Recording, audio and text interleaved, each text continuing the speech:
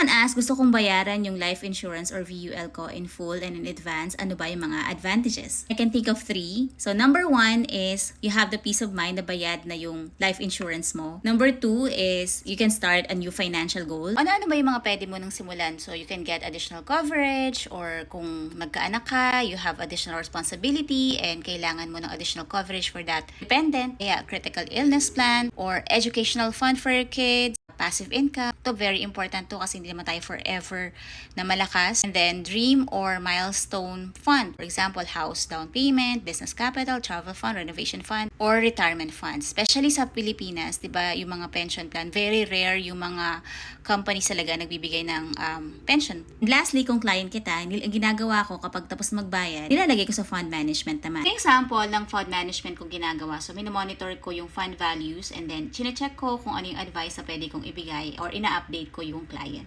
Kasi for me, kung tapos ka nang magbayad or in advance mo man, usually may significant amount na yung fund value ng account mo na pwede na talagang i-manage. Example, pwede nang i-revisit kung okay ba yung fund allocation or pwede ba tayo mag-fund switching if there's an opportunity in the market.